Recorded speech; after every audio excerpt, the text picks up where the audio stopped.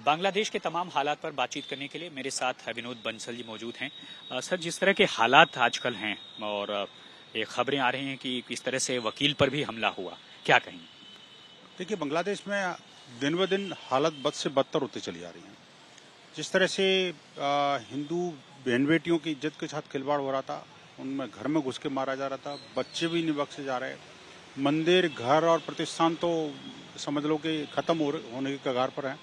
लेकिन साथ ही साथ जो पूज्य साधु संत हैं, जो शांति के लिए जाने जाते हैं, व्यवस्था के लिए जाने जाते हैं, सेवा के लिए जाने जाते हैं, और इस्कॉन जैसी संस्था, आप देखिए इस्कॉन के बारे में तो दुनिया का कोई भी व्यक्ति जो नहीं जानता वो भी ये कह सकता है कि भाई इस्कॉन किसके लिए जाना जाता है कि धर्म, आध्यात्म, सेवा, संस्कार और उस पर्टिकुलर एरिया के विकास के लिए, वहाँ के लोगों के अपलिफ्टमेंट के लिए लाखों लोगों को निःशुल्क भोजन करा रहा है।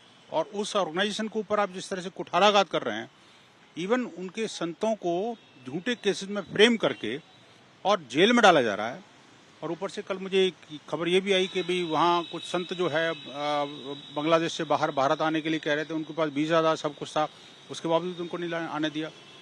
और कल तो एक बड़ी बीभत्स घटना हुई कि जब जो पूज्य चिन्मय कृष्णदास जी महाराज का जो केस लड़ने वाले एडवोकेट थे रमन रॉय, उनको ऊपर जानलेवा हमला हो गया, घर में घुस के मारा और इतना बीभत्स तरीके से ब्रूटली अटैक किया, इतना कायराना हमला। और अल्टीमेटली तो वो अभी आईसीयू में है। मैं प्रभु से कामना करता हूं कि उनको शीघ्र स्वास्थ्य हो और ऐसे सभी इस्लामिक जिहादियों को सद्बुद्धि प्रदान करें, क्योंकि मुझे लगता है कि अब सरकार से कोई उम्मीद करना तो वहाँ बड़ा बेईमानी है। वो यूनुस जी तो एक गरीब निद्रा में है, हालांकि उनको नोबेल पीस प्राइज तो मिला था शायद शांति के लिए, और एक अशांत क्षेत्र के वो प्रमुख बन चुके हैं। आप देखिए कि ऐसी स्थितियां, परिस्थितियां, और उस पर भी वर्ल्ड कम्युनिटी की चुप्पी, ये और भी ज्यादा विस्मयकारी है। अपने देश में कई जगहों पर प्रदर्शन भी हुए इस बात को लेकर के, कई अलग अलग बांग्लादेश में जो स्थिति है उसको लेकर के कई लोगों ने रोष भी जताया। ऐसे में अगला कदम क्या होगा? देखिए, मुझे लगता है कि अब समाधान यही है कि वर्ल्ड कम्युनिटी को जागना पड़ेगा। वर्ल्ड के जो मानवाधिकारों के जो ठेकेदार बने बैठे हैं, यूएनएचआरसी, कहाँ है भाई? आज तक स्टेटमेंट तक नहीं आया। कुछ करना धरना तो बाद की बात है। यूएनओ बनाए किस लिए था भाई? वर्ल्ड पीस के लिए ना, वर्ल्ड यूनिटी के लिए ना, इस आतंकवाद के रोकने के लिए ना। अब ऐसा लगता है जैसे आतंकवादियों के पैरोकार टाइप की जिस ऑर्गेनाइजेशन का जो रूप बनता चला जा रहा है वो ठीक नहीं है। क्या हिंदुओं पर अत्याचार हो रहे हैं या अल्पसंख्यकों को मारा जा रहा है, इसलिए आप चुप रहेंगे क्या? कब तक चुप रहेंगे आखिरकार? बांग्लादेश की जो स्थितियां, परिस्थितियां हैं, बड़ी भीषणतम बनती चली आ रही है। आप देखिए कि कुछ साल पूर्व तक, 1 साल पहले तक बांग्लादेश एक प्रगति के राह पर था।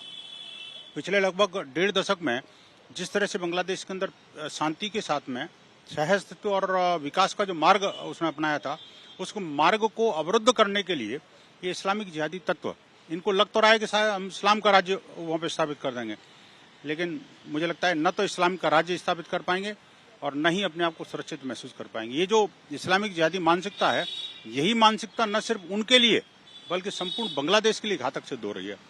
बांग्लादेश को जिहादियों का जन्नत बनाने की और बांग्लादेश को एक बर्बाद भूमि बनाने का जो कुत्सित प्रयास हो रहा है, वो बड़े बेहद गंभीर है।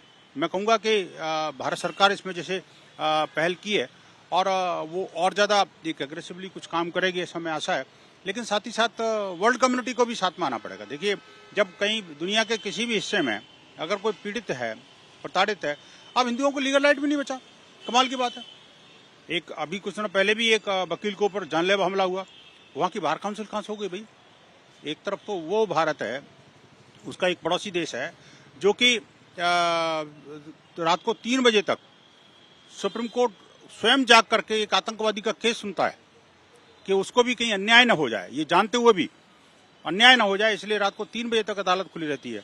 और दूसरी तरफ उसी अदालत के जो वकील हैं, सीनियर एडवोकेट्स हैं, उन पर वहाँ पड़ोसी देश में हमला होता है, जानलेवा हमला होता है, और पूरी बार काउंसिल और पूरी जुडिशरी सोई रहती है।